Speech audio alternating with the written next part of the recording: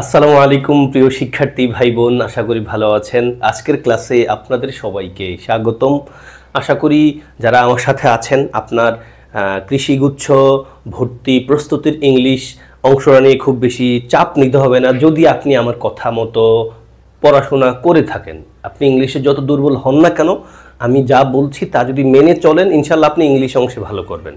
শেষ অবধি আমার সাথে থাকবেন। প্রথম যে প্রশ্নটা দেখেন ভাই, অ্যাক্টিভ পেসিভ ভয়েস থেকে। ভয়েস একটা টপিক যেটা আমরা ছোটবেলা থেকে পড়ে আসি, এখান থেকে পরীক্ষা রেগুলারই প্রায় প্রশ্ন আসে। দেখেন একটা কোয়েশ্চেন, ওপেন দ্য ডোর। আপনারা নিশ্চয়ই মেডিকেল প্রস্তুতি যখন নিয়েছেন, মেডিকেলে ভয়েস থেকে যা প্রশ্ন আসছে বড় অংশই এই ক্যাটাগরি আসছে, মানে ইম্পারেটিভ সেন্টেন্সের পয়েন্ট অফ ভিউ থেকে। ওপেন দ্য ডোর এটা একটা অ্যাক্টিভে আছে ভাই, একটা imperative sentence.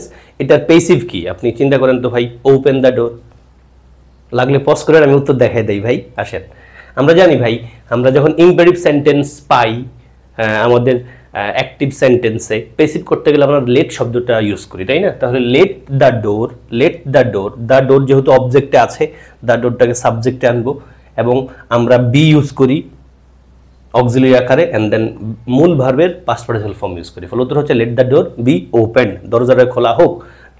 Open the door মানে দরজাটা খোলো, let the door be open, দরজাটা খোলা হোক, কেমনটা বোঝাচ্ছে? Open the door, let the door be open.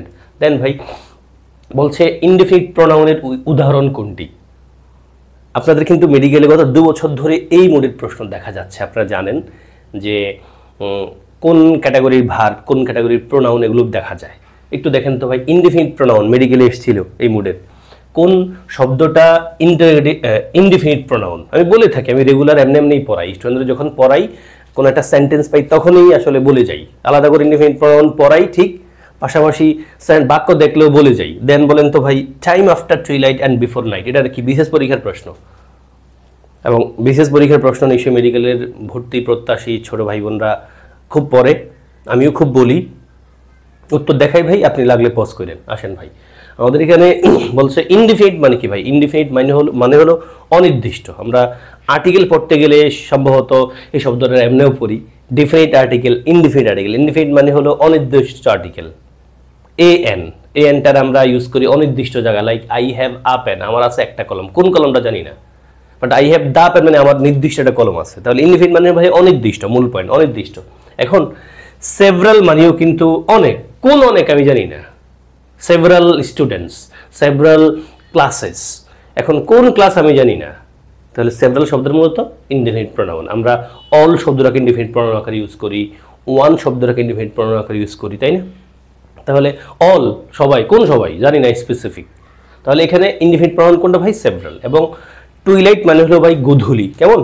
তাহলে টাইম আফটার টুইলাইট, টুইলাইটের পরবর্তী সময়টা, এবং বিফোর নাইট রাতের আগের সময়টা, এটা আমরা ইংলিশে কি বলি ভাই? ডাস্ক বলি, ডাস্ক, ডিইউএসকে, ডাস্ক, ডাস্ক। তাহলে time after twilight and before night is called dusk, BCS এর কোয়েশ্চেন। এন্ড দেন ভাই আসেন 4-5, দ্য পয়েন্ট অফ বিউটি। এই কোশ্চেনটা আমি আপনাদের দিয়েছি কোথা থেকে, বুঝতে পেরেছেন তো? গত বছর আপনাদের কিন্তু ভাই ইংলিশ টেক্সট বইয়ের পয়েন্ট অফ ভিউ থেকে একটা কোশ্চেন এসেছিল, এবং গুচ্ছের এই ইউনিটেও টেক্সট বই থেকে প্রশ্ন আসে, আমি বলি তো। এবং আপনাদেরকে আমি বলে রাখবো, বলে থাকবো প্লিজ, আমি গুচ্ছ দিয়ে মানে জিএসটির জন্য যে ক্লাসগুলো নিয়েছি, সায়েন্সের, আর্টসের, কমার্সের, সেখানে দেখবেন ইংলিশ টেক্সট বই আকারে আমি অনেকগুলো ক্লাস নিয়েছি। আপনারা চাইলে ওই ক্লাসগুলো একটু গো থ্রু করে ফেলতে পারেন, এবং আপনাদের জিএসটি এগ্রিকালচারে যদি টেক্সট বই থেকে প্রশ্ন দিতে চায়, আমি নিশ্চিত থাকবো ইনশাল্লাহ আমি যে ক্লাসগুলো নিয়েছি এর বাইরে আসবে না। মানে আপনাদের একবারে ডিপার ভার্সন থেকে টেক্সট বুক থেকে প্রশ্ন আসবে না, মানে টেক্সট বুকের খুব গহীন জঙ্গল থেকে আসবে না, আসবে যা আমি তা পড়িয়ে ফেলেছি আপনাদেরকে। ফলে ওই জিএসটি স্পেশাল ইংলিশের ওই প্লেলিস্ট থেকে টেক্সট বুক লিখে আছে, ওই ক্লাসগুলো একটু স্পিড বাড়াই দিয়ে দেখে ফেলেন, হয়তো আপনার কাজে দিবে ভাই। তো এই পয়েন্টটা মানে কোয়েশ্চেনটা আমি ওখান থেকে নিয়েছি প্রায়। উত্তর দেখেন ভাই, এটা বিশেষ পরীক্ষা এসেছিল, the point of beauty is John Keats. আপনারা নিশ্চয়ই জন কিটসের নাম শুনে থাকবেন, beauty is joy, joy is forever, এরকম নামে একটা উক্তি বলেছেন তিনি। তাহলে এখানে দ্য পয়েন্ট অফ বিউটি, বিউটির কবি দ্য পয়েন্ট অফ বিউটি কে ভাই? John Keats. এবং এখানে দেখেন তো, have ever been dash Dhaka, আপনি নিশ্চয়ই টু লিখবেন। Have ever been to Dhaka মানে তুমি কি কখনো ঢাকায় গিয়েছো? Have ever been to Dhaka, তুমি কখনো ঢাকায় গিয়েছো? আপনি নিশ্চয়ই, আমি একটু বলে ফেলি আপনাদের কাজে দিতে পারে কারো, এই বিন আর গানের পার্থক্য কি ভাই? দেখেন এই গো শব্দটারই গো শব্দটার দুটা ফর্ম হয়, আপনারা জেনে থাকবেন। আমরা দুটার ফর্ম আকারে ইউজ করি, গান আর বিন। তাহলে এই গান আর বিনের ডিফারেন্সটা কি ভাই? গান আর বিনের ডিফারেন্সটা কি? দেখেন ভাই, গান মানে হলো কেউ কোথাও গিয়েছে এবং ফিরে আসে না এখনো। আর বিন মানে কোথাও কেউ গিয়েছে এবং ফিরে এসছে। Like he has gone to Barisal, সে বরিশাল গিয়েছে, তার মানে কি? সে এখনো ফিরে আসে নাই। আমি যদি আপনাকে বলি have you ever been to Barishal, আপনি কখনো বরিশাল গিয়েছেন? তার মানে কি? আপনি তো আমার সামনে বসে রয়েছেন, আপনার জিজ্ঞাসা আপনি গিয়েছেন কি না, যাই তারপর চলে আসছেন। তাহলে ভাই গান দ্বারা মূলত বোঝা কেউ কোথাও গিয়েছে এখনো ফিরে আসে নাই, আর বিন দ্বারা মূলত বোঝা কেউ কোথাও গিয়েছে এবং ফিরে এসছে। এটা অনেকটা এক্সপিরিয়েন্স আকারে, ট্যুর আকারে আমরা ইউজ করে থাকি। তাহলে have you ever been to Dhaka, তুমি কখনো ঢাকা গিয়েছো, এমনটা বোঝায়। দেন ভাই আপনারা জানেন আমার একটা পেইড ব্যাচ আছে, রেকর্ডেড পেইড ব্যাচ। যদি কেউ মনে চায়, মনে টানে একবারে গ্রামাটিক্যাল টপিকগুলো একবারে ধরে ধরে শিখতে চান, তারা চাইলে আমার কোর্সে জয়েন করতে পারেন। 20টা ক্লাস, কোর্স ফি মাত্র 510 টাকা ভাই, রেকর্ডেড, সাবধান বলে রাখছি। আবার পরে কেউ বলুন স্যার ক্লাস কবে থেকে শুরু হবে? ক্লাসগুলো সব রেকর্ডেড, 510 টাকা কোর্স ফি। যারা চান তারা জয়েন করতে পারেন। আর আমি যা পড়াচ্ছি ভাই আপনাকে ফ্রিতে, আমার মনে হচ্ছে তাও যদি আপনি মনোযোগ দিয়ে পড়েন আপনার প্রস্তুতি শেষ হয়ে যাবে। এরপর আসেন ভাই 6-7, কোনটি অ্যাবস্ট্রাক্ট নাউন? অ্যাবস্ট্রাক্ট নাউন নিশ্চয় চেনেন ভাই, তাই না? অ্যাবস্ট্রাক্ট নাউন মানে হলো ধরা ছোঁয়া যায় না, ফিল করতে হয়। লাইক লাভ, আমি বলে থাকি লাভ। শেক্সপিয়ারের একটা বিখ্যাত কোটেশন আছে এরকম, love looks not with eyes but with minds. মানে ভালোবাসা চোখে দেখা যায় না, ফিল করতে হয়। এবং আমি ট্রাই করি আমার স্টুডেন্টদেরকে খুব ভালোবাসতে, কারণ টিচার যদি স্টুডেন্টকে ভালো না বাসেন, ভালোবাসা বলতে নেগেটিভ ভালোবাসা না ভাই এখানে। এখন এটা একটা খারাপ পয়েন্ট যে টিচাররা যখন ভালোবাসতে চায় আসলে ওই প্রেম প্রীতি করে। মানে ভালোবাসা বলতে টিচারের স্টুডেন্টদের প্রতি খুব অ্যাফেকশনেট হবে, টিচার অ্যাফেকশন থাকবে, তিনি খুব ভালোবাসা নিয়ে স্টুডেন্টদেরকে আদর করে যত্ন করে পড়াবেন, তখন ওই পড়াটা আসলে কাজের দেয়, স্টুডেন্টরা খুব নিতে পারে পড়াটা। তো অ্যাবস্ট্রাক্ট নাউন মানে হলো ভাই ধরা ছোঁয়া যায় না, ফিল করতে হয়। দেখেন এখানে কোন ওয়ার্ডটা, হিউম্যানিটি, হিউম্যান, হিউম্যান, ইনহিউম্যান, কোনটা নেবেন? এবং Bangladesh was dash in 1971, Bangladesh স্বাধীন হয়েছিল। পেসিভ মোডে আছে ভাই, উত্তর দেখাই লাগলে পজ করেন। দেখেন উত্তর হবে ভাই হিউম্যানিটি, মানে মানবতা। তো হিউম্যানিটি তো ধরা ছোঁয়া যায় না। জেনারেসিটি, উদারতা দেখা যায়, ধরা যায় না।